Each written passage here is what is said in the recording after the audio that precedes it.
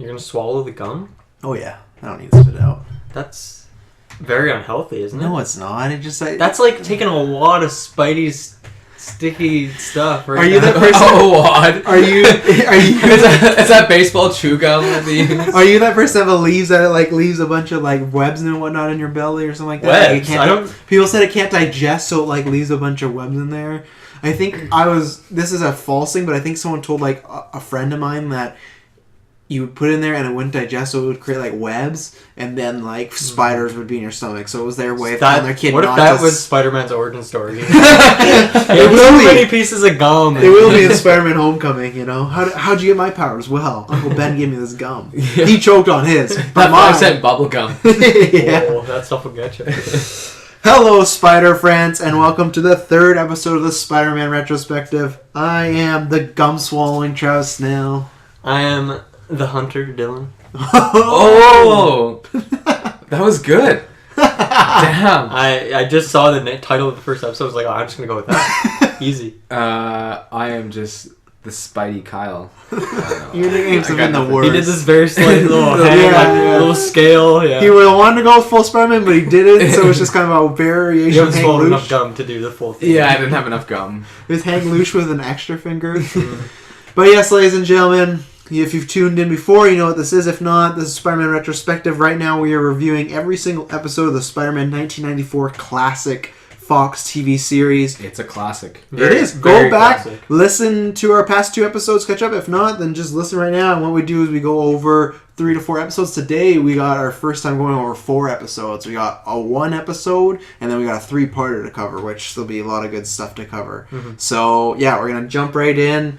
What is this? Oh, and then I list the episode and I give you a little plot synopsis of what it is. So if you've watched along on Netflix or YouTube, you know what's going on. If not, you can still follow along. So first, gentlemen, we're starting with Kraven the Hunter. That's episode title, Kraven the Hunter. Yep.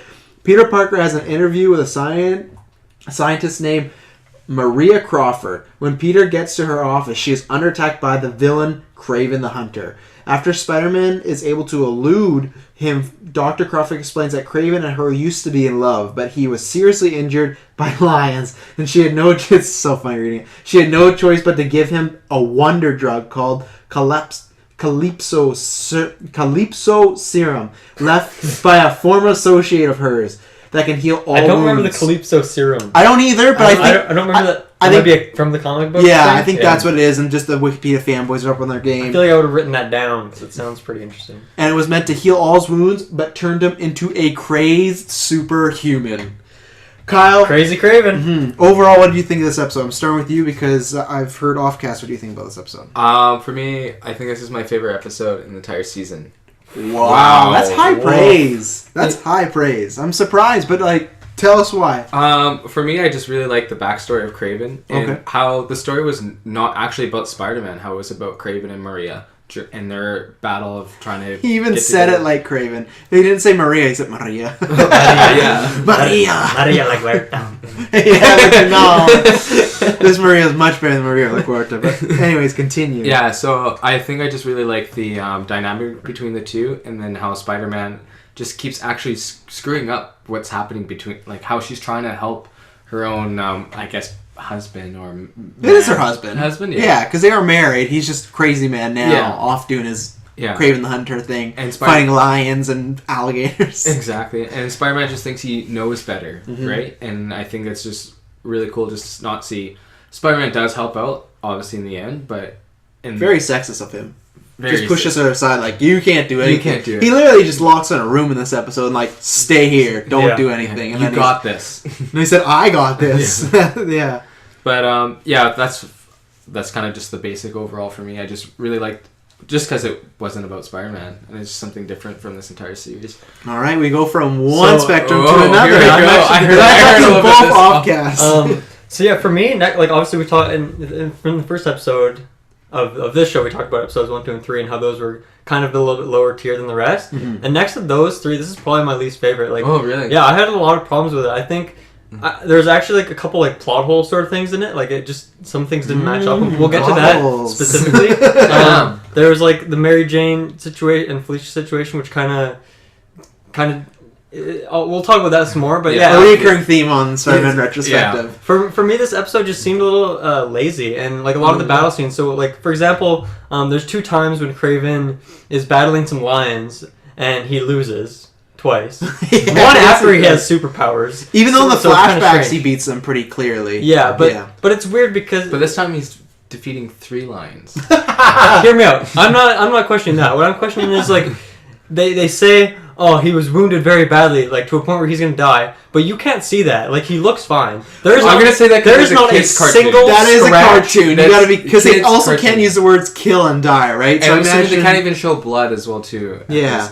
Even though I thought about that for me, this is the same show that did do a drive-by in one of the in literally the previous episode. Yeah. I think they could have maybe showed him maybe clutching something and kind of massive, but he is just lying there like.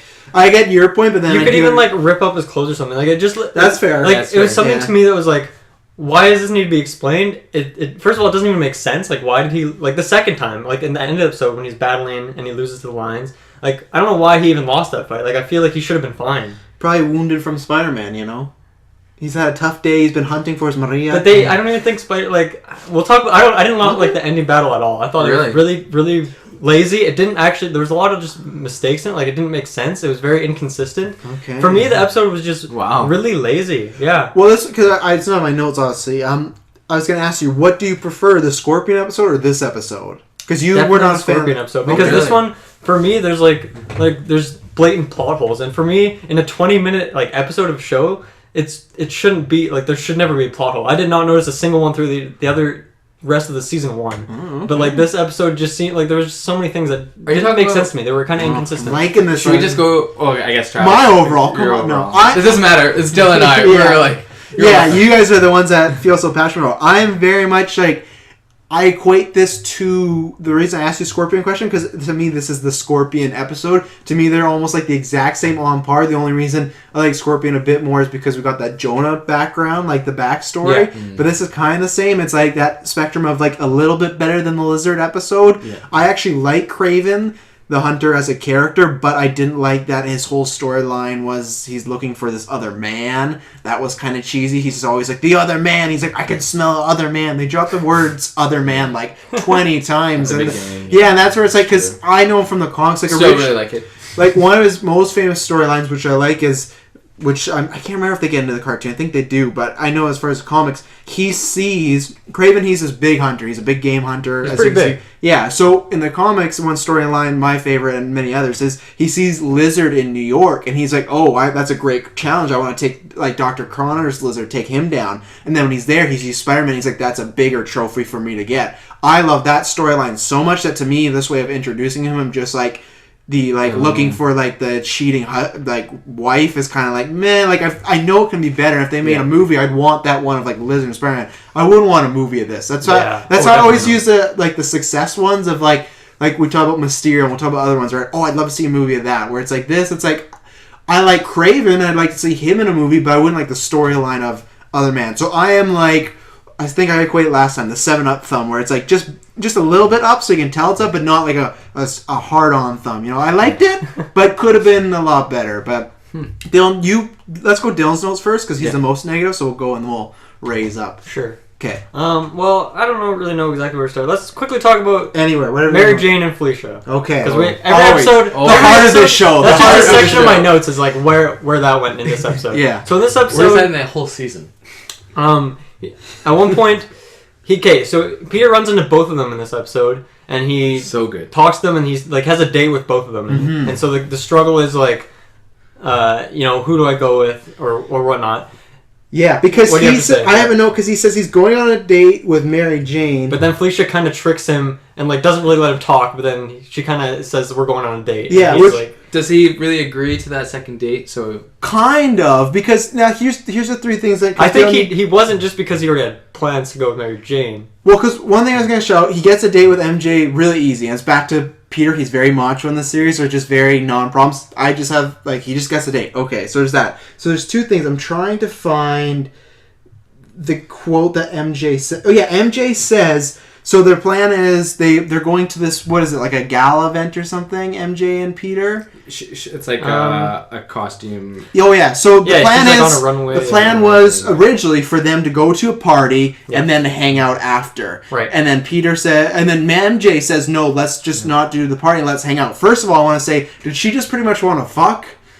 Like she's like, let's just skip the party and be you and me. Well, that's how I took it. I think it's just like them to hang out without everyone else. Okay, she just seemed very directive, like, oh, let's skip it. And then Gwen, for people that didn't watch the episode, she comes, because this is not in the breakdown, she comes in, and Peter's like, yeah, let's skip the party. And she comes in like, oh, you be my date, or let's go together for the party. So he has 2 dates on. Well, I think, I thought I wrote it down, but I didn't. Oh, no, I did. So he dodges the question, she's like, oh, why are you here? He's like, oh, his aunt gave him the ticket. Like, for MJ. He's kind of a scumbag. I have that. At this point, he's still playing both sides. For sure. But I did like this episode, that the past episodes we've stressed about that this much of like, where is this all going? You did get to see, this is not the culmination, but the starting of like, oh, you can see he's trying to decide. Before it was just like, is he, or just every episode is different? But this was like, I like them both being in this episode to show that he doesn't really know, and he kind of likes them both for different reasons. So that part's good. Here's where the problem comes for me is, so that happens. He misses both of these events because he's fighting Kraven. Spider-Man. That's fine. That happens. But like duty calls. He does, but he doesn't see either of them again this episode. So like that's just kind of conclude. He says, oh, they're not going to be happy. That's all he says. Yeah. And then in the next episode, I think Felicia's in the next episode, and then Mary Jane's in like 3 episodes after. Either way, that issue wasn't a thing. Like they obviously like time passes, and they could have dealt with it at some other point. But it brings up like a storyline to do with the Felicia Mary Jane situation, and then it just doesn't conclude it. Yeah, which is strange because episodes before and after, anytime that's happened, they bow tied at the end with like MJ and them apologize or whatnot, blah blah blah. But with this one, they did just like. And once again, it's a 20-minute cartoon, but we're reviewing it like it's the fucking Bible. Yeah. And it's that thing like every other episode has that bow tie at the end and fix it, where I'll agree with you there. They do just disappear, and he's like, well, they'll be mad. And I think what's fun about watching the show with like a critical eye and how we're reviewing it and stuff, I think because the way I'm watching this is like every episode I'm excited to see which one is going to be in the episode, Mary Jane or Felicia. And like, I'm kind of making up my mind, like who do I want him to go with? Like what do I want to happen here? And so when like that kind of thing happens, it just feels like it just kind of falls flat, right? Yeah, and especially that, like, I think we've talked about before, that people will be like, oh, it's just a cartoon, this and blah, blah, but they, in the past episodes, and I feel like in the 3-parter coming up, they show that, it's for kids, but they're clearly following material, and they're clearly writing this for comic book fans that were older, who watched it as older back then, enjoy it, just like we're watching now. They throw some jokes in there that the kids are not going to pick up. Yeah, I can't remember which episode it's coming up. At one point, Spider-Man makes a Freddy Krueger joke. There's no kid that age going to get it. So it's that's where people, when they're like, oh, it's a cartoon, you can't be so harsh. I don't think so, because I think you're kind of hog-tying it. I think that's the thing I think there's episodes in here that are great quality that we can watch as adults, or like, we're adults now. I live on my own. I can call myself an adult. It's just strange. But, like, we can watch it and be like, this is good. So I feel like we can't, like, just shove it to the side, like, oh, it's just a cartoon, they just didn't fix it. It's like, no, other episodes they've shown that they fixed the romance at the end, or there's a cliff note at the end, where this was just like, I do agree with you that they're just like, oh, well. But that was good. I liked the half and half. We didn't get a resolution, and nothing happens in the later episodes, but I liked seeing them together. I was thinking that it would happen in the next episodes, that she would flip out, or one of them would freak out, like, why weren't you there, type thing. But like again, like that didn't happen. And so I don't know if that's a plot hole, more just like bad writing on like keeping that storyline going. The reason why it's kind of a problem is because in so many other episodes, Spider-Man, he's a busy guy. He misses a lot of these dates. Oh, yeah. And, you can't blame him. They can blame him. Yeah. But they resolve it so quickly in, like, a 30-second clip of MJ just, like, slapping Spider-Man. It's like, okay, well, there's the end of that. Like, it doesn't take much to, conclude these little storylines. And they're piling up, too, the amount of times that dates he's going. He does, at the very end of that episode, he starts complaining about, like, how is Mary Jane and Felicia going to talk to him after that event. Yeah. But then in the next episode, they just are, right? Yeah, but it's like that awkward thing of we're looking at it per episode. True.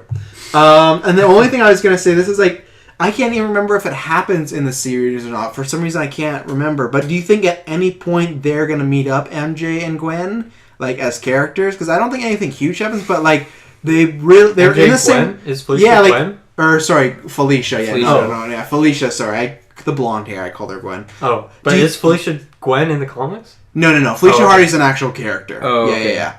Because you've been saying Gwen this entire You have time. said Gwen a couple times, and My bad. It's fully the blonde hair. I just decided now to bring it up. Okay. Sorry, viewers. Sorry, viewers. My bad. But do you feel like Felicia and MJ will have a scene coming up in the near future? Because truthfully, I've seen the show many times, and I can't remember them actually having a scene together. But you'd feel like it's an obvious thing of them, even if it's like dating and they're friends. I don't know. Even just in like, because they're in the same party here, and they don't interact. So I'm just wondering if that happens. I can't remember if it does. And do you guys think it will? Yeah, I don't even think they've mentioned like seeing the other person. One could be a ghost. I feel like they have two different. You're right. There's such one two could different. just be Chameleon. The whole time. It could literally be Chameleon doing both of them. Tune in to next Think about month's that. episode. Cheap plug, Kyle. I think how you look at that is just they're both two different characters. Well, obviously, but they're found like one different friend group from the other, so I don't think they would even connect at all. So, but they have that through line of Peter, though. That's where I'm wondering if they bump into each other. I legitimately am not doing this like, twisted the mustache, wonder what happens. I legitimately don't remember if they have a scene together. Yeah, and this is a show that's 5 years, like 5 seasons. Yeah. I can't even remember one scene of them together. So it's like, does that ever happen? You know, like it's very strange. I think I don't think so. You don't think it will happen? No. I think they'll just keep doing this passing where Peter's like, oh, I just saw one, and then just with the other, and, until he makes up his mind. Dylan, what else do you have in some notes there? Yeah, so let's talk about because there's two I guess fight scenes between Spidey and Kraven. So the first one's a classic rooftop rumble, if you will. That's right at the beginning, right? Yeah, I believe when he just because he's going for the job interview, which is my favorite quote of this episode. I hope he's not interviewing for the same job. Liked that one. Favorite quote of the episode. But yeah, because they find the office and I think they move it to the roof. Yeah. And so I don't remember. Yeah, because he's getting Crawford out of there, and Kraven keeps tracking them by smelling like the roofs and everything like that. Yeah. That's the first one. Yeah. So yeah, I mean, I thought the fight scene was kind of boring. In fact, I already kind of forget, and I watched it like 2 days ago, like what it was. It was kind of weird though because Kraven just like he was like Spidey was hanging from a ledge or something, or maybe it was the opposite. Actually, it was the opposite. And then Kraven just like disappears, and he just like is gone. Well, there's that part, and I can't remember. I think he just dropped him.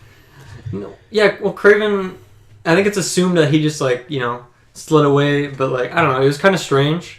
First of all, it just seemed like it was like a lazy exit to the scene, like he was just gone. It was like, oh, okay. Well, and this is what happens now. Okay, now I remember. So there's the first fight scene in the office. The roof thing doesn't happen. That happens after the gala thing. He's on the roof, and then because what happens is he's hanging from that ledge, and the thing that bugged me is he's said I can't remember why he does it, but he hands him a business card, some piece of paper where to meet. Oh, and it was I remember because he hands him the card that the doctor's ID. Or like his friend's ID. His friend's ID from the debut. Yeah. And to me, I thought it was really lame that he's hanging there, and then he's like, "Here's my business card." Like, and I had that right under the notes too. Like, we should get a GIF, edit that, and make that the GeekVerse business card. Taylor, if you're listening, you're on it. But under that note, I said, fight scenes are all right, but they should be much better. I feel like Kraven's fight scenes in the flashbacks are really cool. Like he's really dominant and he's really powerful. But then in this one, he just does a lot of like throwing Spider-Man off his back, It's kind of like why I didn't love the Doc Ock scenes because every time it's just Doc Ock swapping him away. Where like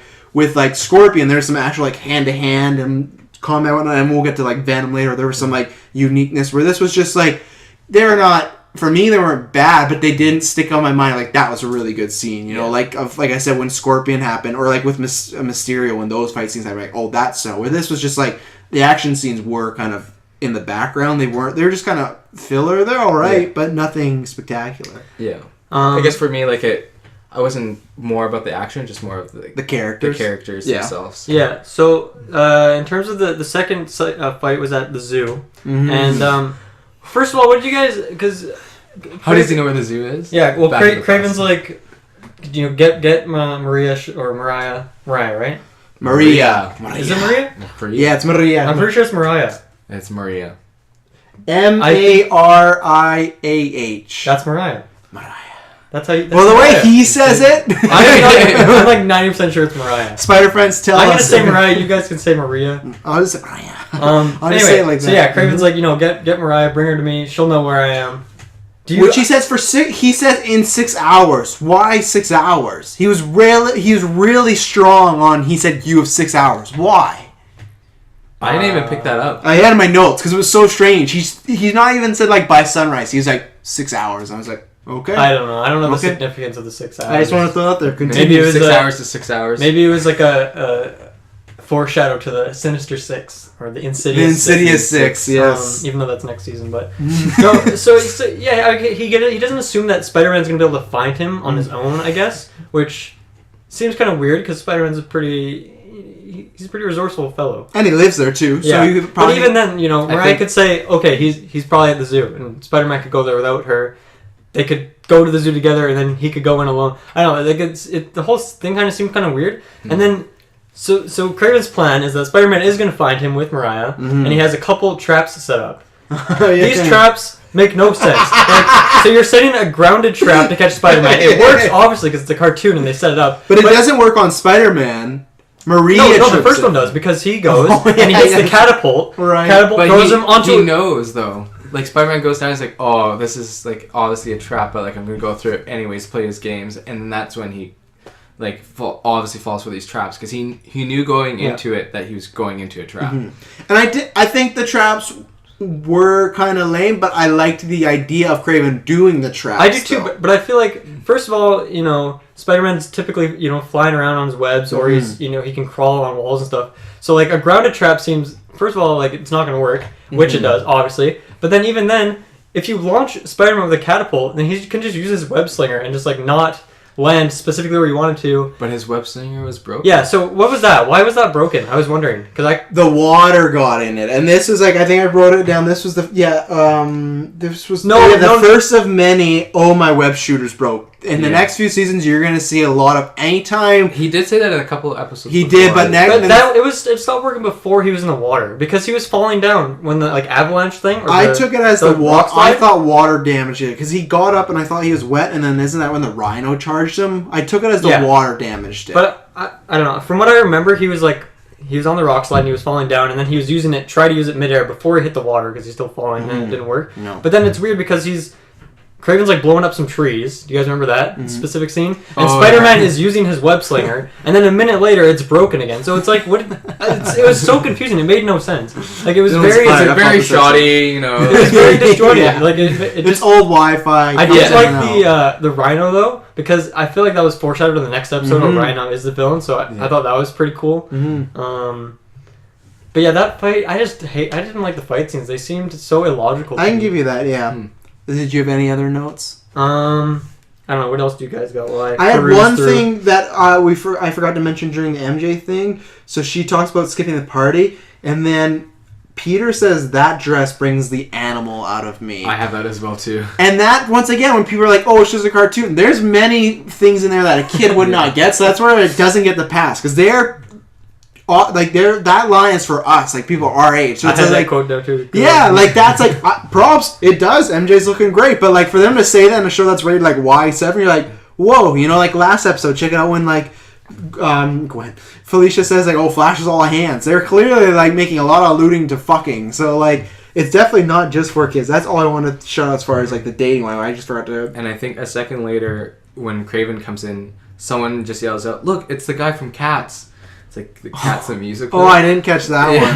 This is like, what is this? Another couple good quotes. Spider-Man's hanging from a ledge. "Thanks for the view, but I'm afraid of heights."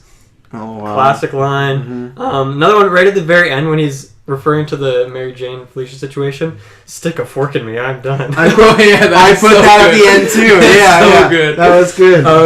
And yeah, so a couple other funny. So I think it's like the flashback when it's Sergey, not even Kraven yet, and he's fighting. There's like a snake that comes up. He picks up the snake and just chucks it. It's so good. So funny. Well, that's why she falls in love with him, because they're just talking in the thing, and he takes it and he punches it, and then because he looks so manly, like he saved your life. Yeah, and then they just like cuddle up, and that's how they fall in love, and that's how I was like, that's how you fall. Like if I would have knew that in my younger days. Obviously their whole like walking trip, like expedition. I know, but that's what got her interest. Is like he can take on snakes. I really need a guy like this in the jungle to keep him around. No, I had that one. I have another quote. I forget what's Spider-Man's friend's name. Robbie. Yeah, Robbie. Robbie's stuck in that cage, and the guy like what I really like about Kraven, like even though he is the villain, he's still like giving Robbie like water, and like he's like, I'm not an animal. Like I'm still like I'm gonna treat you with respect type thing. So shout out to Kraven. He treats his hostages well. Yeah, That's what I mean. I like the... Dylan, that's what I was going to say. Do you just still not like the character of Kraven overall, or do you feel like it's this episode? Because I'm... Like, you like the episode on Kraven. I like Kraven, not the biggest fan of the episode. How do you feel? Because obviously you don't like the episode, but how do you... Like, would you be excited the next time you see, like, oh, Kraven's back in this episode? I'm wondering. Are you like... For me, it was an episode thing, because I'm fine with Kraven. I liked his motives of all he wants is Mariah. The only reason he's fighting Spider-Man is because he knows where she is. So I do like the character. I just didn't like the episode, I guess. Yeah, that's the villain's plan. But and I didn't like the battles either. That's not necessarily the villain. That's more just like the episode. And, I guess. But. It's funny. We have a recurring segment on the show about like going over the villain's plans. We'll like talk about them in this episode and even the next one. But the plans are so huge and they change. Like spoilers in the Hobgoblin episodes. The plans are all, and I like it, but there's not one plan. Like the amount of like side switching that happens. That's a good one. But like Kraven, that's just his plan was get back his wife, and it's like, it's his wife. Like makes sense. Yeah. I was gonna say I had that positive. I did like that right away. The episode started with Kraven fighting, even though we didn't know why. I like that Peter's going for the job interview, and all there is the office getting destroyed. That right away it got you in the action. I like that because usually it's like Spider-Man speaking or monologuing or narrating. Nothing's wrong with it, but I like this was a change of pace. Like boom, just right in. Yeah. And also, this was the first episode after a 5-episode streak of Jonah Jameson not being the capture at the end. It was Robbie. But even though I did put in my notes, it's still someone from the fucking Daily Bugle. But still, they had a 5-episode streak of Jonah Jameson. Well, dude, the Daily Bugle is like CIA in this. Oh yeah, we'll get to that. We're gonna get to that. Anyways, so when like Robbie was still captured, the guy's like, oh, like this is like I belong here, like this is I'm in the jungle, and Robbie's like, this isn't a jungle, and the Kraven looks back like, it's a concrete jungle, like it's so mad and defensive over it. I thought it was so funny. I forgot to put that one down, but I did legitimately laugh when he's like, it's a concrete jungle. It's like whoa, Kraven's definitely like the roided up guy, like whoa. How do you guys feel on the few episodes of Robbie? Are you liking him so far or whatnot? Yeah, I think he's cool. Yeah, he's alright. Like, was this just? I feel like he was in a couple episodes maybe before this, but like he's always like the Harry where he was like around the background. And then a couple times he had a few. Like one time he got mad at Spider-Man and then whatnot. But I think this episode is what converted him to liking Spider-Man. He's like a cool dude. Yeah. Okay. There's not really much to say about him. You should be in for a Halloween episode, Kyle. You can be Robbie. We should all be somebody not Spider-Man for our Halloween episode. GeekVerse. Let's do it. I don't know who I could be. We'll figure it out. Flash. For sure. No, not Flash. Eddie. Yeah, that's all the notes I had on that one. Like I got a couple more quick. Yeah, no, go ahead. So just another similar to the tossing the snake thing is like when they're in the same scene actually when Mariah's giving Sergei the antidote, she just like pours it directly on his chest. Oh yeah, it just looked really weird. It was kind of related to like how they can't really show him gashed up and stuff, I guess. But it was just like can't show that Kraven nipples. I don't know, it looked kind of funny. And then the other thing I wanted to say is that I really like his theme. It's very much like the Black Panthers kind of theme, little tribal jingle sort of thing. Mm-hmm. So I thought that was really really cool. This is the theme that I think they're using it for love interest, but it seems like MJ kind of has a theme. They use it a lot in this episode. Really like MJ's theme. Most characters have like a little theme. Yeah. I do like that, and I specifically really liked Kraven, so it's really good. And they do a good job with the villains. They usually have some sort of, like, I like that in the episodes later with Venom, he has his own, like, he has like a scary kind of tonal theme, you know. I like that the villains, they have something unique, and like Octopus's was Doc Ock was really like robotic and whatnot. So I think the last thing I had was just Spider-Man at the very end doing his little monologue as he does, just bitching about how he's not the hero, and like I thought it was great just because it's like, it wasn't about you this one time. Like, get over yourself. I think it's just building up because he never gets any credit. Yeah. Most of New York is still kind of hates him. Even his aunt, which we'll get into later, like even his aunt, she drops some mad shade. Yeah, which we'll get into, and I don't know if it's warranted. But so, do we have any other notes in this episode? No, that's everything I have. Like I said, I'm still giving it the thumbs up. Kyle, I think you're giving it a big thumbs up. Yeah, I'll give it a big thumbs up. Big thumbs up. I agree. Like, I can see your points that you have there, but I think for me, I just look past those. Right. And you enjoyed it. And I really enjoyed it. So I'm gonna like put it in the middle and then put it down like 30 degrees. 30 degrees downward. So not quite a down, like a thumb down. It's no Spider Slayer. A little less than medium. Spider Slayer. A little less than medium. And sweet. Travis is destroying our studio. So we're gonna move on to episode 8. No, you can just wait. This was supposed to be super easy. I don't know why, because last time I remember I didn't open this and I got really warm at the end. So I'm thinking about it in the future. Okay. You need some Kraven skills to climb around. I know. I did like the jungle theme that he had going. Oh, it was very So beautiful. good. Didn't you say, Travis, that like isn't Kraven like the villain in the Black Panther movie? Who's the villain again? No, that's Claw, and then there's Is Kraven Killmonger, or not Killmonger? What the? I thought it was Kraven. No, Kraven's not it, because Michael B. Jordan's the villain. I can't remember who it is. I'll have to look it up after. Okay. It's like As long as it's not Kraven. I think it is Killmonger. Yeah, that is the villain. He's like Okay. a friend of Black Panther. Yeah, you say as long as it's not Kraven. Well, like it doesn't really matter. To Oh, me, yeah. 'cause Oh, I see. I don't know like any of his other potential villains. People really want Kraven to pop up in a movie, like really desperately. Like they really like that. I've always wanted. There's a few actors that could, but lots of people have big fan base for Kraven. They love that guy. So, Episode 8. Episode 8, the first part of a 3-parter. The Alien Caution. This was our first like 3-parter and whatnot. I was excited to get into these. This is a big. Something fell. This is a big paragraph for the first part. What we're going to do, we're going to break it down into parts, still the episodes. There might be some crossovers. Each episode is still like, introduction, middle, conclusion. Yeah, it has its own different But story. it's to be continued at the end, right? So, Jonah Jameson, JJ's son, I don't think they say that in here, and fellow astronaut Paul Stevens. I don't even think they need to name Paul Stevens because he doesn't have definitely forgot an arc. Are sent to a newly discovered asteroid and discover a rock known as Promethium X, which is said to be more powerful than plutonium. Unknown to the astronauts, though, Promethium X also contains a black ooze-like creature, which manages to break free and tries to consume the astronauts. The space shuttle crashes on the George Washington Bridge, where Rhino is sent by Kingpin to steal X. I'm just calling it X. I just call it Prox. Proms. I'm calling it X. Spider-Man arrives on the scene.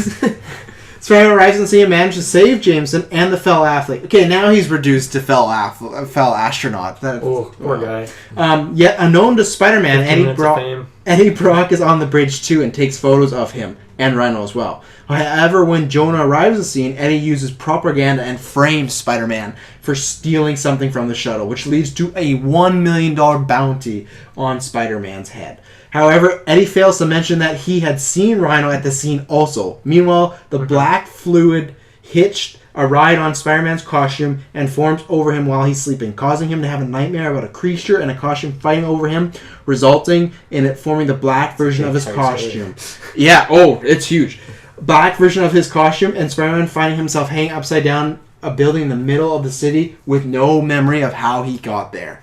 Woo! That was a big one. Okay. And that's what real quick, half before we get into the episode, I know the Daily Beagle is, a prestigious place, pretty well respected. How can Jameson just like put out a $1 million bounty on anything? I think that man's CEO. Well, are you asking money or are you asking ethically? Because money-wise. I agree money-wise. I don't think he should have $1 million.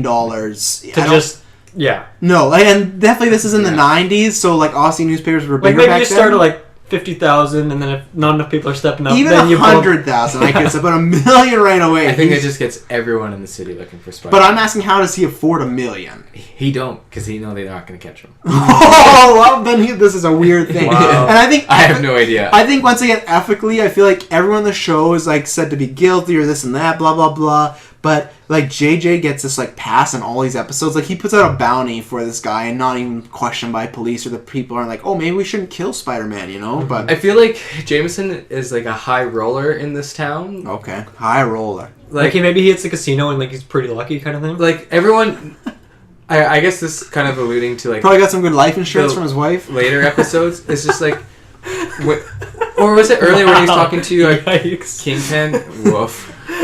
Yeah. When he's talking to Kingpin and Dr. Oz about getting Spider-Man. Dr. Oz. Oh my god.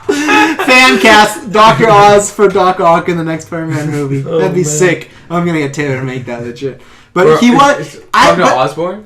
I think he would yeah. Because I think he's like, obviously he's going to talk to them because they both have money and they're both rich and wealthy, so that's why I think he's also on that level. That's fair. So and his son's a big astronaut and everything like that. Yeah. So I think maybe even if he's not wealthy from the newspaper, maybe he's just wealthy overall in his life. Yeah. I kind of get that because he does he is very hoity-toity, and he does act like that. So I can see what you're saying there. Yeah. So that's where I'm going with that.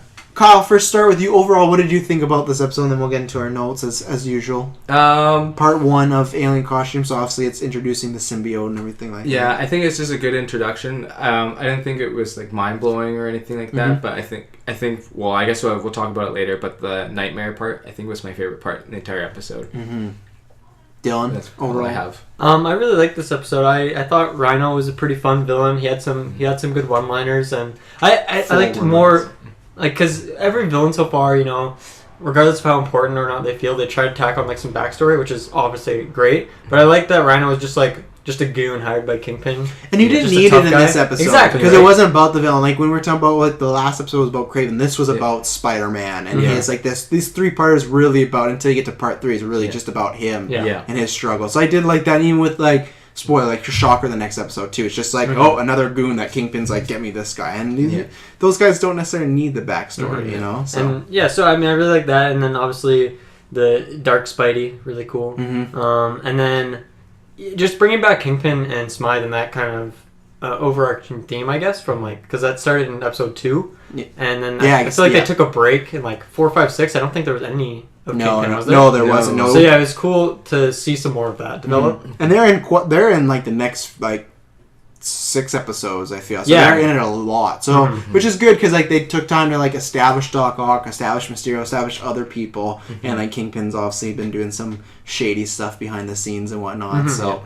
Yeah, I have to agree. I really enjoyed this episode. I thought it was a good introduction all around for the suit. I liked it's in my notes, but I love the actual plane crash sequence in the cartoon. For me, it's once again a movie I'd like to see. This is it. Like for a cartoon, they could just have the plane crash. That's it. But it's full going through the city. All this like to me, this 3-parter feels overall really cinematic. Like it's a movie. I definitely had that too. Like just even. When like literally the crash on the bridge, that whole scene was just like really, really well done animation wise. Yeah. But yeah, no, I'm the same. I really enjoyed it. It was a great introduction all around, like good cliffhanger, everything like that. So like, I really enjoyed it. So, we just talked about that. I had that the first thing I note. I love the symbiote origin. I love the whole thing about because that's one of the things people complain about in the Spider-Man 3 movie that literally an asteroid just lands on Earth and that's how it's there. It's like, well, that's kind of lame. But I like the astronauts going up there. It's in the comics, but you got the connection of like it's Jonah's son. So you got that like these. I find the episodes that are best in the show are when like a bunch of characters are all intertwined, and that's what I like. Next episode, check out is like the Hobgoblin one too. I like that it's all the characters we know, and somehow there's something happening that they're all going through the same thing. And I like that. And like I said, the plane crash sequence is great.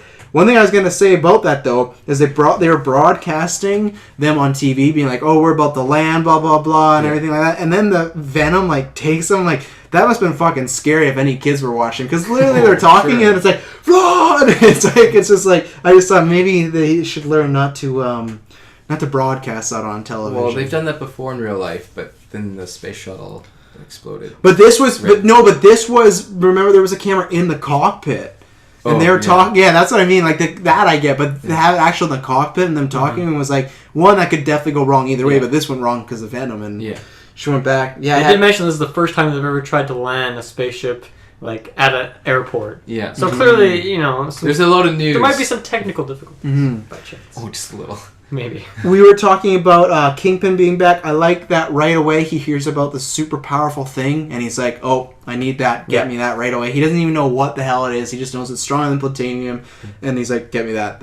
I love that. He's always so power and money hungry. He can never have enough, you know. Yeah. And that's what I like about the dynamic between Smythe and Kingpin is you find out. I don't know. I can't remember if it's in part 1 or part 2, but the reason they both of them want this Prometheum X is and for different reasons too. Yeah, they have different like motives behind wanting to get it. I think it is this episode. So that's why I really like the dynamic of I think it is because Fisk wants to sell it. Yeah, because Fisk turns around I think in the second episode and he's like, he's eventually like, we should keep it, but. Fisk turns around, like he wants to sell it. This is before like he even knows like what it does. Yeah, they just know it's powerful, and Fisk wants to sell it, but then Smythe wants to experiment on it, and he's just Smythe is like, the beginning of like whiny Smythe. I like Smythe; he's a good character, but he whines like that's pretty much all he does in the show, which I think is good because his character should. I feel like some characters get a pass for that. Yeah, well, it seems like they're the co-hosts, right? They work together, but then Kingpin kind of just squashes that a lot of times. Yeah, and he's like, clearly I'm in charge. Yeah, he's clearly in the charge. captain now. Yeah, I've always been the captain. I had that Jay's son almost dies, but then right away that's when he's like, fucking Spider-Man, like I'm gonna put a bounty. He doesn't really care about his son. I know he does in the show, but like right away he's just like finds out his son's okay, and the second that is like, oh, just bullheaded and goes back to like, I need to get Spider-Man. It's just like, man, like care about your son right now, you know. But yeah. I'll drop a couple quotes right now. Sure. Both mine, I have 2 quotes. Both of them are from Rhino because I thought he had some nice ones. Mm-hmm. So there's this part where Spider-Man's asking, like, hey, where'd you come from? He says, Jersey. And then, got a claim check for that bag? Check this. And he just, like, bodies him. Just hits him with his horn. So good. And then the other one, solid innuendo that the kids wouldn't get. Let's get this over with. I gotta polish my horn. Oh, I didn't even catch that one. That's like the last fight scene with him and Rhino. Wow. Oh, I didn't hear that one. That's suggestive. I had one quote conversation between him and Kingpin was Rhino says portraying to the symbiote. He says it looks like a rock, and he says that there's a difference between this and this. And Kingpin's poke. I think he was insinuating that like the rock because he pointed at the rock and then at his head. I think he was insinuating that Rhino's head Rhino's brain is just a rock, and this is more important. So I like that. And Rhino didn't even get it. He's like, I picked it up as him like just mentioning like his horn, which is clearly like ivory. Or but I wasn't sure you could take both ways because he just pointed at his head. So I kind of took it as the brain thing, just because I would take that as the brain thing as well too. But then Rhino might just take it as like, oh, it's just he's just talking about the horn. Rhino doesn't care. He's just there for the paycheck. He's there for the money. I think that's just Rhino's character in general. Yeah, and I like that. I like that he's just a big powerful. We hadn't had a big big powerful. I really liked Rhino, even though he was very simple. He's just the tough guy. Yeah. But I liked his voice and everything. I love how he lost the fight in the end. How Spider-Man is like obviously. Well, actually, I really like the dynamic because Rhino wins the first battle against Spider-Man. Pretty easily too. Not easily, but like. If there are scorecards, he won it by a good majority. Yeah, for sure. Yeah. And then, obviously, we see the power of the Dark Spider-Man taking over, and that's how we can defeat him the next time. So I like that dynamic. Mm-hmm. But I love how he just, like, Spider-Man picks up Rhino and tosses him into the ground, horn first, and then just, like, spins him around. I put that on my notes, too, yeah. I just thought that was so full-on good. spin him on the ground. Really kind good. of like that joke. It reminds me of, I guess, Spider-Man 3 with the Tobey Maguire, where, like, Tobey is, like, making all these jokes and everything as he's, like, beating up all these characters, and I just totally lost train of thought. Okay, well, but that to talk about that though, that's what I think the Street Fighter does great. That movie doesn't is like that when you have Peter playing piano and he's dancing and he has a classic like emo haircut. Yeah, but in this one, he's just a flat out jerk, and that's what I like. That's what the symbiote's supposed to do. He's not supposed to be like, and he is cocky. At one point when he jazz hands. No, at one point, no, take on. You can definitely see the rise of his confidence. Oh, well, yeah, and like the way he hits on Felicia is a lot different. Like even the way he talks to Aunt May gets a little bit more aggressive. Like, and I like that. It's like it is obviously it's not too subtle because it's a cartoon, but it still feels subtle. Where in the movie, it was just like you'd right away be like, oh, something's wrong. But he would do this thing where he would talk and kind of be more cocky or more asshole-ish, but then snap, but then kind of go back to being like because I think it's in this episode, whatever. Minus word, but when he goes to kill Rhino, he's like, "Oh, I almost did that." Yeah, and he doesn't really think about it. He's like, "Oh, I almost killed him," and then continues on. And I like that. It's like, and then eventually coming up, like he realizes, okay, something's wrong. But I like that throughout the episode, he just kind of thinks it's like either the people are being annoying or it's a situation he's in. Like it's not him. And I really like. I think that's the best thing that this episode and the whole series does for these 3 parts. Like they establish what the black suit does and like how it can really change you into something. Even with Eddie, when we see it later, Eddie's a bad guy, but he goes from being a bad guy to like one of the worst people ever. Like what the stuff he's doing. So that was in my notes. I really liked that. You get to see what the black suit does, and it's done correctly, like from the comic books. And you did mention this earlier, Kyle, but one night Peter Parker's just sleeping, and then the symbiote sneaks off his suit and like into his brain. Yeah. That dream scene is so cool. Just like the artistic style of it, and the nightmarish feel is. And then doing the Godzilla fight with the Venom and Spider-Man and the big buildings. Yeah, that's and like crashing in between, and they're fighting over Spider-Man, like just his own like body, and who gets to take over. And I think that was just so well done. Yeah, like I think honestly I would say this is probably not my favorite episode of the season, but I think that's my favorite sequence of the season, and it might be of the show. But that sequence is so cool. It sticks out for sure. Yeah, and it's something that like I right away be like, I want to see that in a movie. You know, it's like because in the third movie in Spider-Man, that's what they do, but it's just totally falls asleep and it gets him. That's all you get. But that is so cool because you see this like struggle. Take notes, people. That is how you do a dream sequence. Oh yeah, it's so well done. I like we saw the debut of the Spider Tracker in this one. He throws it on Rhino's boot. Mm-hmm. I like that. You know, just hitting some gadgets up in there. Kyle, did you have any notes? Because you haven't said anything yet. I don't really have I feel too like much. you said something. I think not anything from his phone. I think the biggest thing for me was just that dream sequence that I really enjoyed. Yeah. The rest of it, what was that? I had a quote from the beginning when they were talking about Mr. Jameson's son, and he's like, "Oh, like Mr. Jameson." Yeah. Wow, respect. Wow. Respect the man. Respect. How he was saying like, "Oh, his son's an astronaut. Like he's done so well," and Robbie's just like, "Man, like you should be so proud. Like, why, like your son's an astronaut. Like you must be like a great guy." He's like, "Rah." And then Spider-Man makes this off like comment. It's like, "Oh, like the apple fell far from the tree. Like felt real." Yeah, like, in his really mind, he far did from like the a tree. Dexter one where he like looked at them, and in his mind, he's like, "Oh, the apple fell far from the tree." Yeah. So I thought it was kind of funny because Yeah. it's just that dynamic of what's happening. And, This is the episode that I was talking about earlier. This is at one point why Peter snaps on Aunt May. It's because Aunt May is saying, because Jonah puts a bounty, and she's like, good, maybe that Spider-Man menace can be stopped. And he's just like, fuck you, blah, blah, and he gets mad at her. Which, whatever. But why do you think, I think they did one comment earlier in the series so far that Aunt May's not a fan of Spider-Man. But they never explained it. Why do you think she doesn't not dislike Spider-Man? She seems like she hates him right now. I think she hates him because she's worried about Peter's safety overall, because he does mention like when he goes into the tunnels, like, oh, like you shouldn't be following him to those tunnels and those dangerous spots. Like you keep taking photos of Spider-Man, but like you could potentially get hurt. And I think that's just adding more onto reasons why he shouldn't be taking photos of Spider-Man and more towards a hatred. So indirectly, she does not like Spider-Man because she puts. I think that's pretty spot on. Yeah, it seems like that's more good. that she cares about him, and obviously Spider-Man's a pretty dangerous guy now that he's got this new suit and he's bounty. Yeah. Oh yeah, and but just also let's go see Robin Banks. A lot of Spider-Man coverage comes from the Daily Bugle, where you'd imagine Jameson just is talking trash to him all the time and constantly putting bounties and saying this guy's evil. Yeah. So there's obviously this perception. Try killing him. Mm-hmm. There's this perception that Spider-Man's not a good guy either, right? Yeah. Not even just the dangerous factor, but that he's evil. Yeah. That's fair. You guys broke it down. And I think overall he stops. Even Spider-Man just keeps complaining how, he's not getting enough credit for anything that he's doing. Like he feels like he's been saving the city, and even though like he's the one posting the photos and making the articles about it in the newspaper, like I feel like that's not getting any traction with the general public there, and so it's kind of just almost doing the opposite. It's like, oh, like Spider-Man's here, like. And even if it was just Aunt May, if she was the only person that believed in Spider-Man, I'm sure that would change his whole. That's all he would care about, honestly. Yeah. Yeah, that's fair.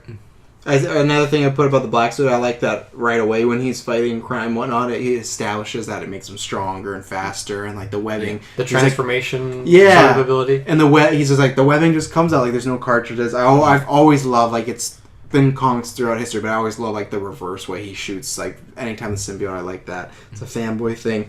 Now there's two things. One, I like that the suit can like transform, morph, but he does he turns into Steven Tyler, which was kind of strange. He's just like that Aerosmith guy. I think it was just the 90s just thing. that Aerosmith guy. Product of its time. But then another thing, he says to the suit, he's like something Italian, and then it gets a suit, and it's just like, I guess it's kind of doing that mobster thing, but it's very stereotyped. Like, give me something that Italian wear, and it's just like the suit, and he's like, all right, and he like rocks with it and everything, and then it leads into the Hardy scene where he hits on Felicia, which I like that scene. Classic Flash, Yeah, I like that scene for multiple reasons, because one, Peter's being a dick and everything like that. I'm not sure. Oh yeah, so she does mention how he's different, and he says maybe he's. You don't know. Oh, you don't. She says something about him being different. And he says you don't know how different. Maybe you'd like to find out. Yeah. That was like that. So that was full on like Pete. But the thing is, like, Peter's made maybe jokes like that before, but this was like an aggressive. It's the tone of how you say it too. Oh right? yeah, and the fact that he's wearing a fancy Italian suit. Oh yeah, I think this is one thing we asked about maybe in episode 1. I think they fully made clear of what Flash and Hardy's relationship was, because he is like, oh, my girl, and she's like, no, like, I'm not with you at all. Like, he's like, I think you're right. They're sleeping together. They maybe slept together, went on a couple car rides together. But he clearly is going around being like, "Oh yeah, she's a girlfriend," and she's like, "No, like we're not here's exclusive. The thing, right? Maybe they're not exclusive." So that fleshed out 100% because before we didn't know. They could still be dating. She just might be stepping out. Here's the thing with that, right? They're kind of minor characters in the grand scheme of things. Felicia, especially more the later half of the season, she kind of is number 2 to Mary Jane, it seems like. Yeah. And even then there's like the villain, Spider-Man. Those are all the main characters. So you only ever see them, like Flash and Felicia, in the presence of Peter. So maybe it's just in the presence of Peter that she, steps off from Flash, right? But obviously, there's no time to show what their relationship is and who really cares. I'm waiting for that Flash and Felicia episode. Just and then the last thing I have, I like that Spider-Man almost killed, like we talked about before, but he nearly kills Rhino. He gets really close, so just pretty much decapitating him. He has this big door over Rhino's head. It was going to be a bloody mess. And like it's throughout the come on, it's throughout the episodes that like I like when he's about to kill someone or getting violent. Like at one point when he's chasing. It's a spoiler, but Brock in the next episode when he's just yelling and he's just like, "You're gonna get back here and I'm gonna get you and you can't escape me. It doesn't matter if you go to the ends of the world." And I like that because it just sounds like the ranting of a crazy man. Yeah. And that's what to me like the symbiote would do. And that shows it here where he's just like, "I've had enough of you people. Like you're ruining my plans, blah blah blah." Like and then he gets the door and then he's like, "Whoa, I almost did something." I really enjoyed that because it showed like once again for a cartoon, he could have just had that bad attitude, but then it did like he almost. Well, as Peter puts it, because I can't use the word kill, he said, "I almost did something I regret back there," which is like, yeah, I would think you would regret that, but I really enjoyed that, and yeah, for me, that's my last notes. For me, do you guys got any other notes? Nope.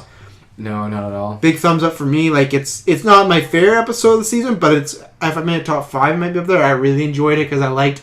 Like I said, I like that thing where all the characters come together flawlessly, and it's not kind of like what you talk about with the Kraven episode, how Felicia and MJ are there for a little bit, but then they're gone. Where this felt like and it felt like there was a lot of characters in this episode too. Like Flash appeared. Did MJ? No, MJ appears later in a different part. But different part. Yeah. So big thumbs up for me. How about you guys? Big thumbs up. I'm gonna say a thumbs up as well too. Mm-hmm. I think just because it ties in with the whole part 1, 2, and 3. Yeah. They do, so. All right. The 2 towers. And the alien costume part 2. Man, another one.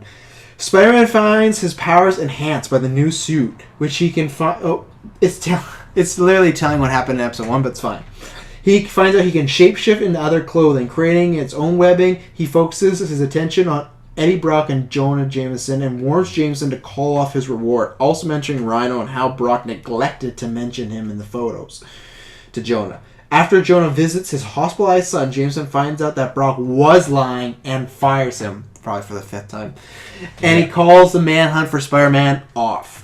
Noticing that he is becoming more hostile and aggressive in his behavior, Spider-Man seeks the assistance of Dr. Kurt Connors, who studies the suit and realizes that it is a symbiote. Spider-Man then uses the symbiote powers to find a clue in Eddie's apartment, only to run into Shocker, sent by Kingpin to destroy the evidence that Brock has of the crash site. Following Shocker's leads,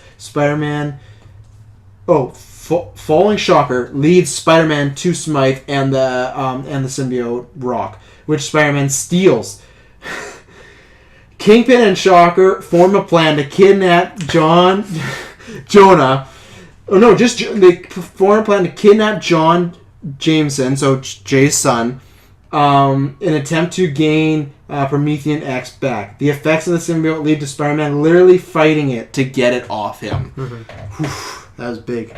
Part 30 in the Wikipedia one just has like 3 sentences. It's like boom, and that to me is like the episode that the most shit happens. But like, but then again, a lot of stuff happens. How do you guys feel about part 2? I want to start with Dylan because I had talked to you previously, and you said that was the weakest part for you in this trilogy of the alien costumes. I think.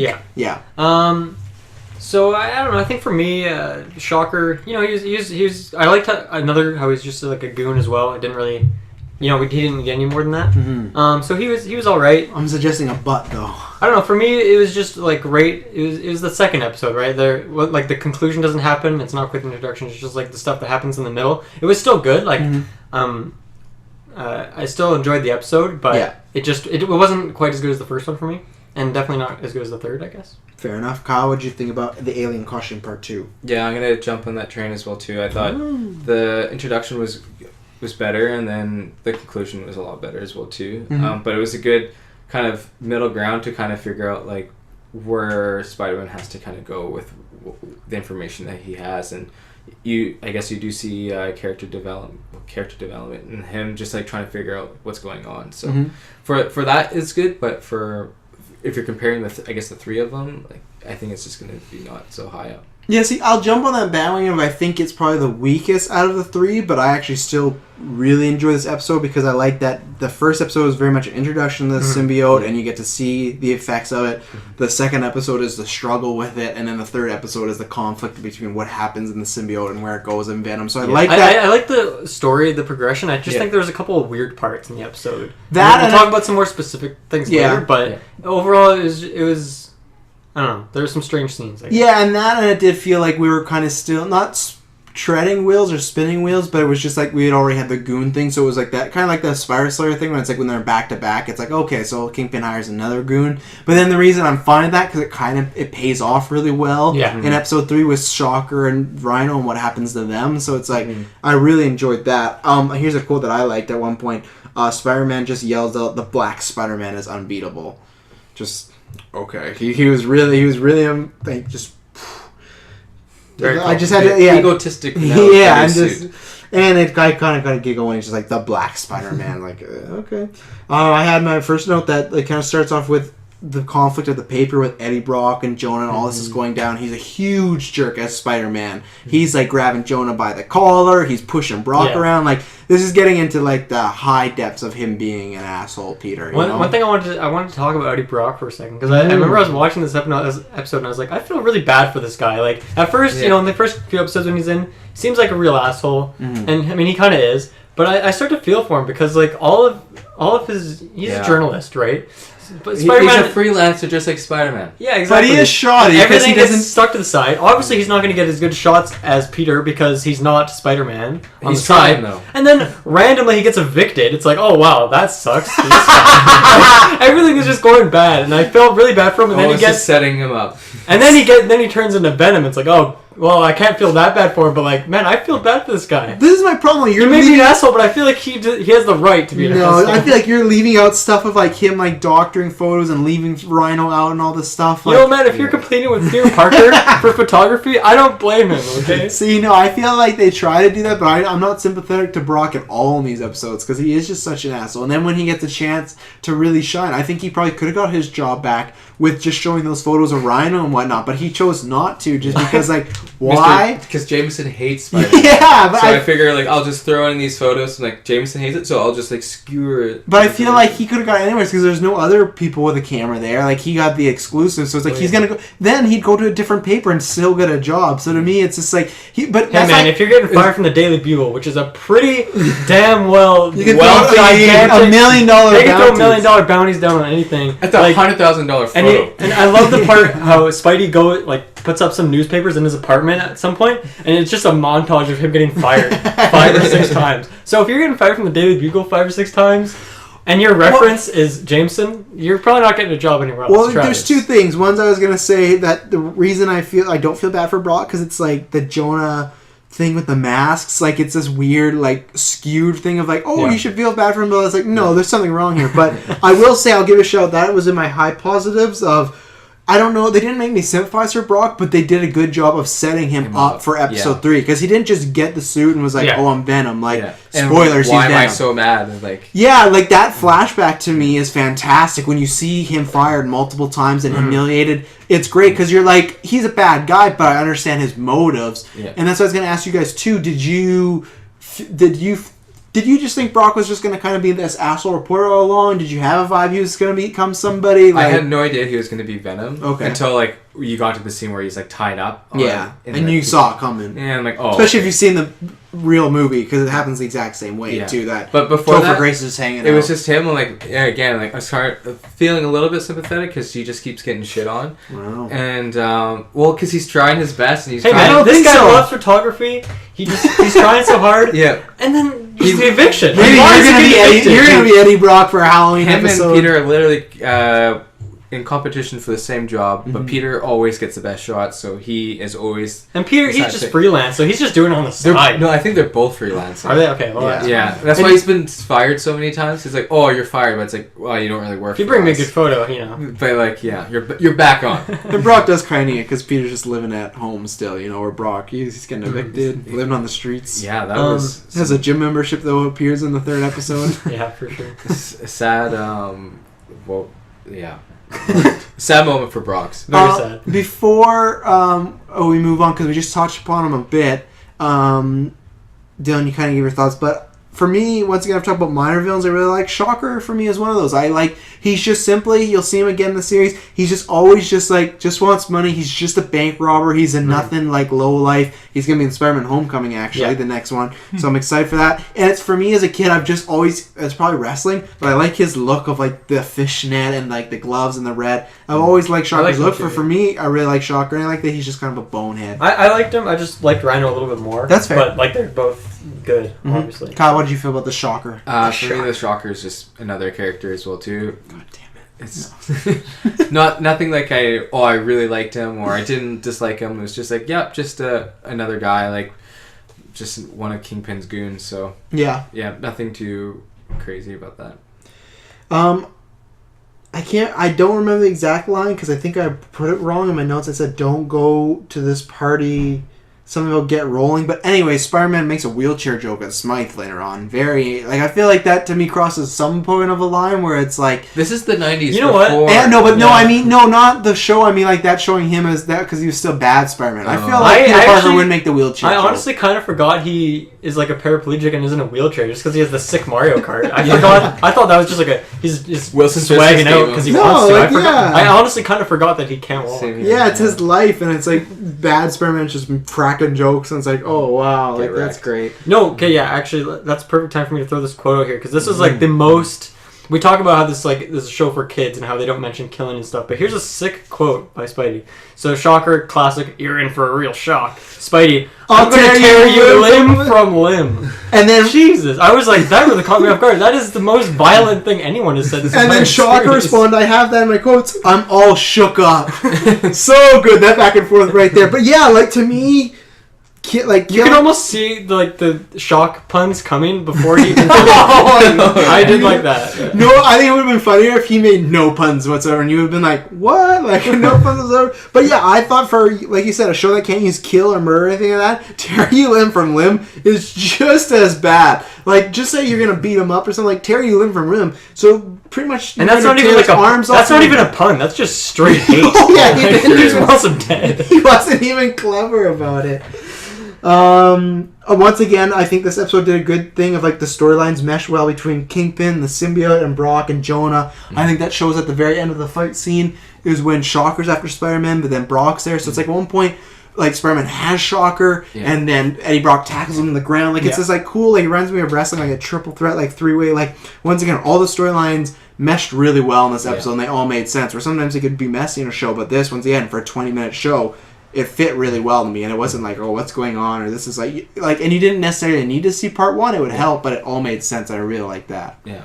I think another thing is part of the I think it was this episode is that when you see the Spider-Man's suit, weakness with the Shocker, with the sonar and everything? I was just about to mention that. I like that the bell kind of removes the symbiote from Spider-Man. And then the symbiote tried to save itself. Well, obviously saved Spider-Man himself and moved him from a different area. So I think that was really cool to see.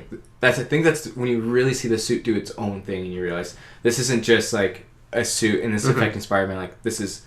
the suit is some sort of character. It's a life form of someone. Yeah, and I like that you saw the end episode because you see that a lot when Brock becomes Venom because there's many things he says that even Brock is a bad guy. You're he wouldn't mean this at all. And the way the suit talks about himself when he's we know all this stuff about you. It's not Brock talking. I did like that.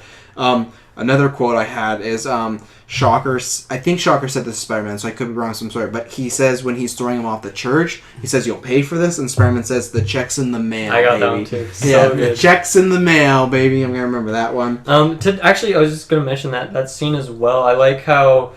Obviously, that happens last episode where he's about to kill Rhino, but then he doesn't. And then in this episode, he actually drops Shocker, but then he saves him. I can't remember if before or after, but he's thinking of a quote that his grandfather said. Yeah, and they don't mention that a whole lot. Uncle. Like his uncle, sorry. It's a great power comes great responsibility. Yeah, and I like that because they don't really mention his uncle a whole lot. Like I was thinking before this that they'd mention him a bit more because in like the movies and stuff he seems to be like a more prominent like role model, I guess. I think it's that thing of like it's hard to talk about him because it's like he was dead or killed or something, so it's hard to like walk around that. But I do like in this episode how they bring that out again, and that's kind of like at the end of the day that's Peter Parker's like moral compass is the lessons learned from his uncle.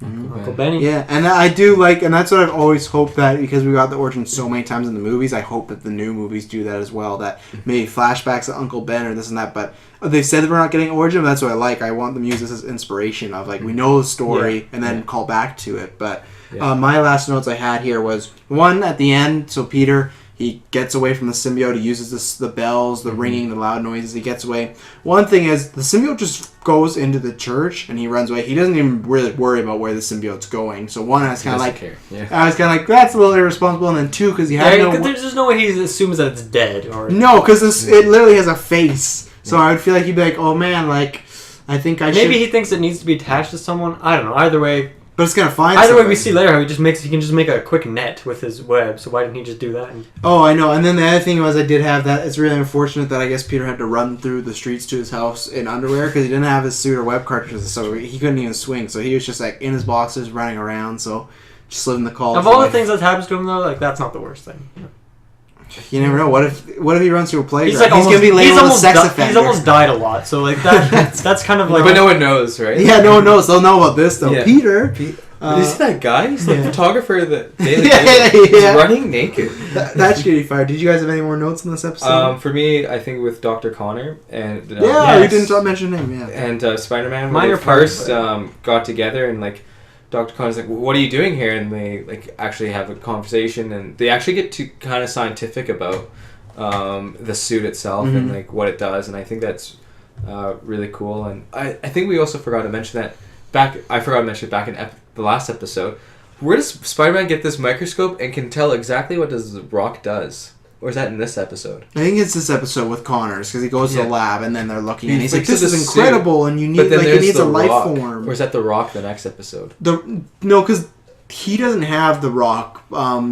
Fisk has the rock and Smythe. They have the sample, so it's this episode they're looking at the sample. Yeah. So anyways, I really liked how Dr. Connors and Spider-Man really work together, and I think that's just the start of something that's great.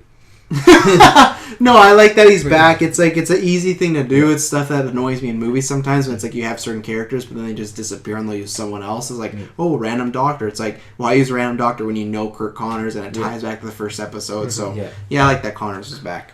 I guess I have a couple more things to say. One solid quote, another one from good old Shocker. He like destroys some part of the building, might have been the church above Spider-Man, and a bunch of bricks fall down. He's like, "Rest in pieces, Wall Crawler." I love Wall Crawler. It's such a great name. So whenever that comes out, it just made that was a great quote. The other funny part is I can't remember if it was in the church. Where was it? Was it the church that had like all this like the medieval like knight armor? I think like, so, yeah. Yeah, so Brock comes out with like a medieval flail. He's swinging around. And he's just like, "I got you this time, Spider-Man." And that's why he was going for it. But then he was like, I think he saw Shock or something. He's like, "Oh shit, I'm out of here," and then he just like ran away. But I just thought it was great how he comes running out with a flail. Like that's great. Brock was mad. The other thing, very minor. I don't know if you guys picked up on this, but J. Jonah's license plate is just JJJ. No, I didn't see that. I was like, that is so good. That's hilarious. That's good. I'm not going to ask. You got $1 million, so. Oh, I mean, you could do it. I'm not going to ask because I'll find out later on, so we don't talk about it on cast. But I want to know what his middle name is. J. Jonah Jameson? I thought his middle name was Jonah. Oh, then what's his first name? J. Is it just J? Like, J? Okay. Maybe it's John. John Senior. John Cena. John Senior Jonah Jameson. That's a mouthful. Dale, did you have any more notes on this one? Nope. I'd give it a quick thumbs up. Yep. I liked it. Here. Another good episode. Solid thumbs up. Really liked it. Good 2-parter in this 3-parter one. Yeah. Continue the story well. Agree as well too. Thumbs up for the series. Finally, last episode on this episode of the Spider-Man Retrospective, the Alien Costume Part 3. The smallest paragraph I got, thank God. Spider-Man has returned to his old costume and soon comes across the Rhino and the Shocker. While Spider-Man is able to easily defeat the Rhino, the Shocker manages to get the upper hand. However, an unknown ally, quotations, arrives and defeats the two villains themselves. The new ally proves to be Eddie Brock, who reveals himself as Venom, who has bound to the discarded symbiote and wants revenge on Spider-Man. So my first note was... Oh, well, actually, we'll get in the overalls. But my first note was that this was the one where they had the flashbacks. It starts with him in the gym when he's all veiny and whatnot. He wants to kill Spider-Man. Yeah, and he's just like, he's looking at the thing. So that was the beginning of this episode. I'll start off and say, much like you said for Kraven, I think this might be my favorite episode of the season. I love this episode because I feel like it took Peter to a different level. Most of the times it's either, it feels like with Doc Ock it was like something for Peter, like a villain for Peter, and then sometimes with Mysterio it's just a villain for Spider-Man. This was a villain for both, because not only did he hate Spider-Man, he was messing around with his personal life and constantly, like, to me this is the best cat and mouse game of season 1. Eddie and also Venom versus Spider-Man. Yeah, like just good stuff like we'll get into, but it's like, even though I'm an adult, I know it's gonna end up okay. But just stuff like Brock when he shows up to Peter's house, you get that feeling of like, oh, this is amazing. Yeah, and I like it. The whole thing, he's just playing with him. So for me, this is like a huge, like, great episode for me. I loved it, like, from start to finish, because it starts right away with the lifting and the flashbacks and everything. Like, it starts good and it goes, and you get MJ in there. Like, this is one of my favorite episodes. So really enjoyed this one. Loved this one actually. So that's my overall. I really enjoyed it too. I think it definitely probably the best of the trilogy. A perfect conclusion to the the story of the alien costume. We sound like also really nerds I really right like the name alien costume. Like it's, I know they're not the symbiote, not Venom. It's not. Yeah, usually it's just like the name of the villain. But yeah this one's it's not even Venom. It's just. Yeah. Well, because it's good because, like, for you, did you right away pick up... I'm pointing to Dylan. Did you right away pick up that was Venom when you saw that? Alien costume? Yeah. No. And that's what I like about it, It's pretty quick in the episode, obviously. Yeah, when you but see that's the what black I like. tar, I kind of assumed it. Same here. When it pops up on Netflix, yeah. you're like, oh, alien costume, okay. And then even myself, like, right, Venom. Because you think they'd be like the symbiote or Venom or bad Spider-Man. But yeah, I didn't initially pick up on that. And Venom, for me, like... He's cool, but I actually don't have that much exposure to him. Like, what is the Peter, like, with Toby? What one is it? He's in Spider-Man 3. I haven't seen that. So, like... You haven't? No, I never... We're going to be watching those movies. I've heard the horror stories, so I just never got around to it. What you get in this movie... But Venom is a badass movie. Well, what you get in this show is nowhere near what you get in the movie. Like, this... so disappointed. That's why, once again, when we talk about why I like this episode you could see being a movie. Spider-Man 3, I cannot wait to watch it with you now, because... That'd be great. It is... Except the church scene, it's identical how he gets the powers, and it's super cool because I think that's how he does in the comics. But like, yeah, it butchers it. Like, it's so not like what you think of Venom. Like, this to me is like a perfect iteration of Venom, or like a perfect representation of what he is. The movie, not at all. Like the guy, it's like just a product of its time. What is his name? Eric Foreman from the '70s Show plays Eddie. I don't know. I can't. What else was he in? I can't. He's actually not been that much. We'll get to that. Yeah. Well, we're gonna review it at some point. But yeah, I mean, I really like this episode overall. There was a couple of things that were strange. Okay. Well, one like particular fight, rather chase scene that I have some problems with. Is it the train? Yeah. Okay, we'll get to that. Didn't he say like something about the train could be needs to be so much longer? He definitely mentioned that. Yeah. But we'll talk. What do you think? Okay. Kyle? Yeah, Kyle, what's your overall? I think overall I really like this episode. It was really well done. It was really cool just to see it all come to a conclusion, and even though it was the end, but it was sweet to see Spider-Man like at his weakest, and also how he can overcome, I guess, his obstacles. So I think it was really cool. Well, I guess we can go note by note as usual. First one I had is he says, the secretary actually pointed this one out for me. He says, it's a full moon. Perfect for my date with MJ. Why? Why does it matter? And I like that they call back to it at the end of the episode, there's a full moon. But why does he need a full moon to have a perfect date? Hey man, full moons are romantic. Okay, fair enough. I think it's just like a romantic symbol. I put in my notes that like Connor comes back again. Dr. Connors, like that. Yeah. Dylan, what do you have? We'll go note by it. We'll go triple throwaway. Let's start with the very beginning then. The fight scene between Rhino, Shocker, Spidey, and Venom. On the rooftop. Yeah, there's a nice little quote by Rhino. You should have stayed in black, because I'm going to dirty you up bad. I did not remember that one, and I'm glad I didn't, because that is one bad quote. It's funny, but I just thought it was like hilariously bad. But yeah, I really like that fight scene because you see how powerful Venom is, I guess, right? And so it kind of puts out his power how dangerous he is. Yeah. Because even actually, well, I guess because at this point Spider-Man doesn't have the symbiote anymore. No. And we saw the first time Spider-Man without the symbiote battled Rhino, he kind of got bodied. Yeah. And then against Shocker, obviously he beat him, but only with the superpowered suit, right? So it's already going to be a hard battle, and Venom just knocks him out just like that. Oh yeah, just like he webs him up and just takes him up. I really liked that battle scene. I thought that was a really, really good way to start off the episode for sure. Mm-hmm. Yeah. I think for me, just I go piggyback with Travis here. Just the whole him working with Dr. Connors. I think I really enjoyed that. And this is where him and Fisk work on. This has nothing to do with Fisk in this episode, does it? No, I think they may have a scene, but I don't think it's anything too important in here. Yeah. Because Spider-Man, I'm pretty sure, got that rock back at the end of episode 2. I'm pretty sure. I think I'm just getting this episode and makes it what 2. This episode is mostly just Venom. It's mostly just him and them fighting. But yeah, I was gonna say so 2. What do you guys think of Venom? Just voice, look. That's what I was just gonna get to my notes of I really like him, and he comes off as a creep, and I like that. Like his voice, I like that it's changed because that's a big thing in Spider-Man 3. They don't change his voice when he's Venom. When he's Eddie and Venom, he has the exact same voice. But in this, I like that he's Spider-Man. Because there's 2 voices going on, right? Yeah. And I really liked it. And I think it's really creepy as well, too. If I was a kid watching this, I don't think I would...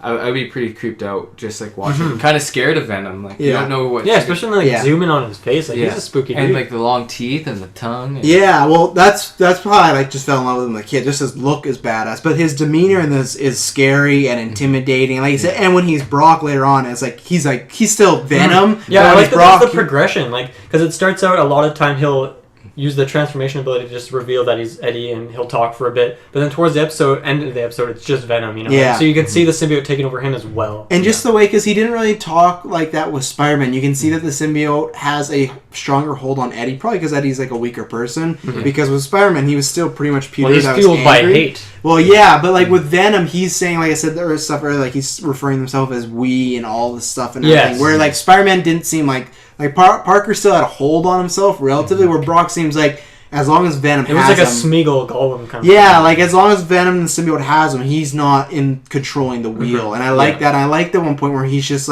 we know everything about you, Parker, and he reveals that. And it's just that, like I said, that kind of goosebumps the thing of oh man, he knows and he's seen everything about Parker. He knows about Aunt May. This is the first episode where I'm jumping ahead, but first episode where MJ's put in peril, and it's good. I like that. It wasn't just the random a criminal got her and it's just coincidence. It's no, Venom gets her and puts her in danger because he knows that she's important, which was good for the dating thing too, because I feel like in the next few episodes, spoiler for next Spider-Man Retrospective, we were starting to take a right turn into Parker liking MJ more. She was in more episodes, and it felt like they were more of a thing. Yeah. So him going after MJ, to me, I don't think they meant it, but it was almost, if they did, bravo, was almost as a way of revealing of he likes her more. He's made a choice. Yeah, he's made a choice. He just doesn't know yet. So I liked that quite a bit. So yeah, Venom overall, I loved him. He was scary. He was intimidating. He was powerful. He's brutal. I liked the fight scenes, even on the train, which I'm sure we'll get to, but I liked all the fight scenes, whether they're webbing and trying to get each other, the actual hand to hand, everything about Venom I really liked. Oh yeah, the only thing for me was the train scene. So actually, let's talk about that right now. You want to talk? What is your problem with the train? All right, so for me it was very strange. So I like the part when they're on the train. He's kind of chasing them down. Venom crawls underneath. Spider-Man's on top. Where to go? The classic thing where Spidey knows the bridge is coming, so he jumps. Oh, right. He jumps and then Venom gets hit. So here's the thing. Yeah, Venom gets knocked off the bridge. So now he's just on the ground. He has time to go to a nearby truck yard. Gets a truck. This truck, it's not just a truck. It has the big semi trailer on the back. This thing is not going to move fast. He gets in that. Spider-Man! He takes time, turns it on, driving for a bit, has time to drive up on the next bridge, park fully, and then jump off and get on the train. I feel like he would not have time to do any of that. Maybe this train takes this really long detour, and that Brock just knows the shortcut. It's a straight path. Maybe the symbiote took over the truck and made the truck a little stronger, a little faster, stuff like that. I do feel like he could have just swung over faster and would have got there in the same amount. But I like just the shot of Spider-Man looking down and seeing Venom in the truck driving, that's what made it worth it for me. And I guess I get your point there with the truck. I think it's just that I liked the fight scene on the train so much. Fight scenes on trains are always a good thing, but with those two, it was good. So I can see your gripes though with it. I look past it, but I can see the gripes. It sounds like sometimes I might just be questioning like no, I think the you logical need to. Oh no, stuff of like animation, but it felt strange to me. And if something feels strange, then I feel like it's worth it. When the show's making sex jokes, we have to. Speaking of Venom, there's one point where he goes away. It's in the middle, I think, of the first fight scene, which I liked at one point. The bad guys are beat up, and he looks up, and it's just Eddie as Eddie, and he's like, "What are you doing here?" He's like, "I'm like saving you," or something like that. It's just like, I like that at first. I wonder if it's going through Spider-Man's mind, like, why is Eddie like up here? But later on in that scene, he goes away, and then at one point, Venom just yells, "Surprise!" and he bear hugs him behind. It was just like, I like laughed in a good way. It was just like, that's what I liked about Venom this whole episode, was constantly just like, he just loved fucking with Peter the whole time. And that's why I like that he was trying to humiliate him. He was trying to like destroy him. And I like at one point too, when he's talking about his origins, Venom, he says that the symbiote has been around all these galaxies and seen thousands of planets. So another thing that to me established like much of a threat he is, because he has all this knowledge and he's seen all this stuff that like I don't think that's how he made the truck powerful. Maybe he's seen an alternate universe where he knows like he has something. But like I just like that, like, oh, I've seen all this shit. Yeah, that was really really interesting, because it and I like the symbiote talking, some not fear, Eddie. right? Yeah, on like an existential level, even. It's pretty crazy. Yeah. I just said that about the entity. I liked that because of Venom and him knowing Parker and everything like that. It took Peter down a disadvantage that he didn't have his spider sense. I liked that. Because like Venom was attacking him. He's like, why don't I have my spider sense? I like that it was kind of linked that the symbiote knows a way to kind of maneuver around that. Because like you said, he's seen his mind. So I it's literally taken the form of Spider-Man. So why can't it should know everything to counter that? Yeah. And I like when Spider-Man has a weakness that's not, oh, hey, my web shooters are broken. What do I do? I like when it's something else, you know? So the psychological factor. Yeah, exactly. Like I said, I think this is the first, and I have this in my notes, we talked about already, the first episode where Peter Parker is at danger, not just Spider-Man. You know, like it's like, because he knows he's Parker, and like I said, when he shows up, great scene. At May's house, and just screws with him. Oh, hey, like, how's it going? Yeah, and he's just like talking to Aunt May, and she's like, oh, you should invite your friend in. Oh, he's such a nice guy. You know? Like, why is he that's one thing I'll say to do with Mary Jane is there's this.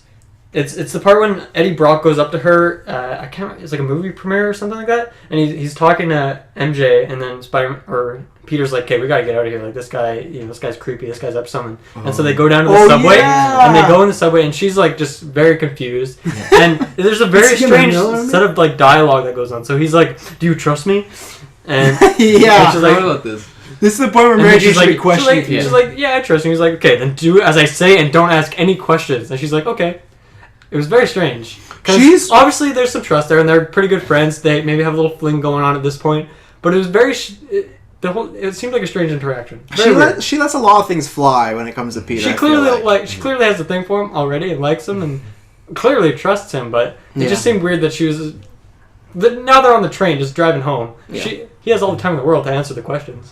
I don't know. I had this, I should have brought up with the train, but I actually had my notes and I still agree that I said, for me, if the final battles, I still feel, even though the truck thing, it's the best final battle yet. If you think about battles, there's been some good fights, but like the final battle sometimes kind of meh or whatnot. Like we talked about Mysterio, how he takes him out with the one kick and like he should have maybe fought the other guys first. But like I actually still really enjoyed the final battle, and I like that at one point he refers to Venom as his most toughest opponent yet. So I really like that. Now I'm talking... I've completely blanked because I've seen so many episodes. How does he actually beat Venom in this episode? I think they're at the spaceship. Right, and he when it goes off, it's the sound of the rocket. And then he throws it back up on that ship. He grabs it by the webbing. Okay, now I remember. Yeah. So one thing I didn't put in my notes. That was a really cool build up because I think it's in episode 2. They're using like the sonic guns, like those random goons, to kind of take out Spider-Man. He's like, oh man, why is this so intrusive, right? And then the bell obviously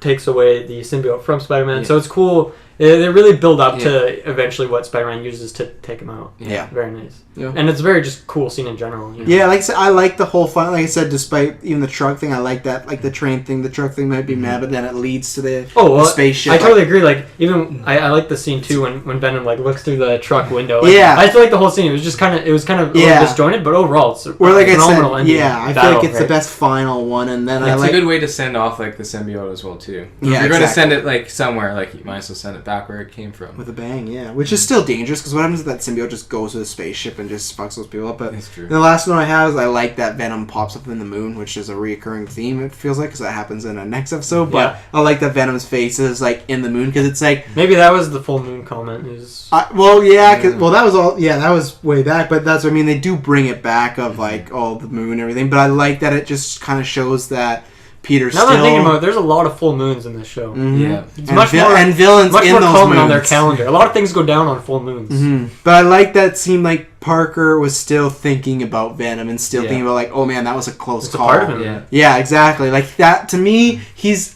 had a bunch of like adventures and fights, but this was the one villain that stuck with him so far in the series where he was thinking about after. Because everyone, he beats him, makes a joke, moves on, he's like, oh, MJ's gonna be mad. But this one, he still felt worried about like what happens if it's out. I think it just psychologically just screwed him up. That's what I was about to say, because we think about Mysterio, that was all about the psychological warfare, but as soon as he defeats him, that's kind of gone. It's just like a but Venom, you know, it's that poison that's inside him. And it was a part of him, yeah. So that was my last notes. Do you guys have any notes? Do you have anything, Kyle? No, I think just the last part is just leaving the symbiotic out with a bang, and you did see Mary Jane come back with Peter Parker at the end, and they kind of have their own date or whatever. They're finally a date, I guess. Finally, I think so, like a full-on date. Well, they're sitting on a park bench, just like looking up at the moon. What are you thinking about? Oh, you know, stuff.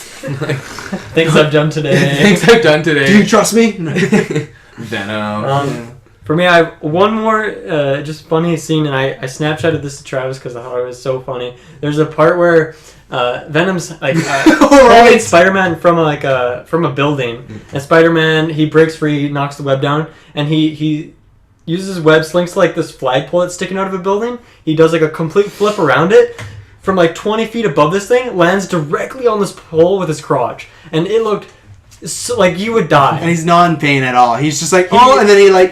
and there's like even a sound effect that like really pushes forward the point of how painful this is going to be, and then he's just chilling. So this is, for everyone who's like just listening along and isn't actually watching, go on YouTube for this. This is episode... What episode is this? 10. Episode 10. Around the 12.5-minute mark. Go watch the scene. It is hilarious. Yeah, he did sound check me. I didn't even notice it when I watched it, but yeah, he lands pretty brutal. But yeah, he just carries on. Maybe he's wearing a cup, you know? Maybe he's prepared. Maybe, but either way, he's solid 20 feet. He's so strong. Mm-hmm. I don't know. I thought that was hilarious. You see how buff he is, though? That's true. He's pretty buff. He seems like he's getting buffer. When I saw his shirt came off in episode part 2 of this, I was like, man, he's crazy buff, you know? That was a good one. That was our longest one yet. I felt like there's some good discussion there. Was the most... Well, there was 4 episodes as well. So. Yeah, true. And I felt like those... Even with those 3 parts we had, still a lot to discuss. It still probably would have been an hour alone because those 3 parts... A lot happens. And that's why for me, like... And I guess we'll name our favorite episode in a second. But like for me, those 3-parters... It's the show... I think they do other parts... 3-parters or 2-parters that are really good as well, but this is like the show at its best, maybe. Like telling, like you look at that's 20 minutes each time, so it's an hour. In an hour, they tell such a fantastic story, and it makes sense, and you get all these characters, and it's like it's phenomenal. So, and we do this as a tradition. We pick our favorite episode of the ones we've reviewed. I'm going Alien Costume Part 3. I loved it. It's a great payoff for the 3-parter. I love how Venom's done. I love how Peter, like, I just love, like, we talked about everything about that episode, and it's a great finale. And right now, this is, for me, the episode to beat as far as the episode I've enjoyed so far the most out of watching. So, nice. Venom, Alien Costume Part 3 is my favorite out of the 4. I'm going to go ahead and agree. Number 3 for me, definitely the best of the 3. Although, episode 1 with Rhino, episode, was that 8? Yeah. Close second. I really like that one as well. But yeah, not episode 3, Alien Costume episode 3, very good. Are we comparing just the 3 or the whole 4? 4. Just the whole 4. So you throw Kraven in here. This is a moral dilemma for you, Kyle. For me, not so much a problem. I think just because the build-up, episode 3 is... Like the part 3 is so much better because you have that entire character. It is a pretty big storyline. Yeah, longer storyline. I think just the episode itself for me, I'm still gonna go with Kraven, the Hunter. Wow. Enough, just because I just liked how It wasn't about Spider-Man. Okay. Is that a personal shot, Spider-Man? No, it's not a personal shot at Spider-Man. I love Spider-Man. Hey man, that's why I loved episode 4 so much, because Spider-Man was, it was about Doc Ock. Picture. Yeah.